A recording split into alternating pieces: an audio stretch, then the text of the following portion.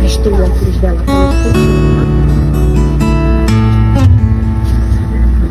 Patrícia, chegado o dia em que, ao ler meus votos, me vêm as lembranças de todo o desafio ao qual superamos para a honra e glória do Senhor. E hoje, sendo realizado o maior dos improváveis acontecimentos.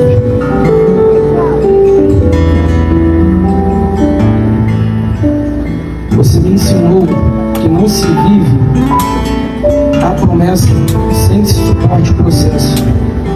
Lembra quando diziam que eu ia te largar porque você tinha uma filha? E aquela clássica: isso é fogo de palha, e já se para. Mas somente a gente, nós, sabíamos das lutas diárias e que ainda assim era tão feliz cada momento junto. Lembra da nossa janta? Pizza de lombo com catupiry, assadinho. E nossa primeira cama era de inflar. Era o começo de uma nova família.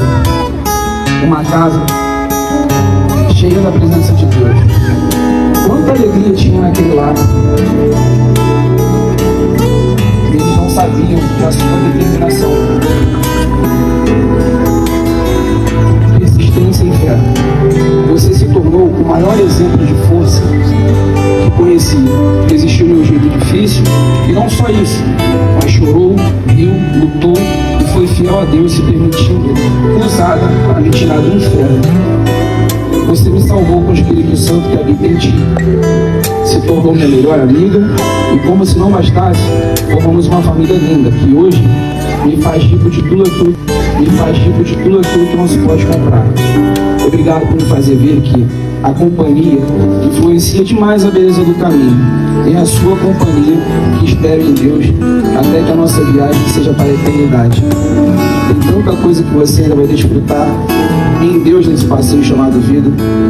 Só que agora eu estarei do seu lado, desta vez orando,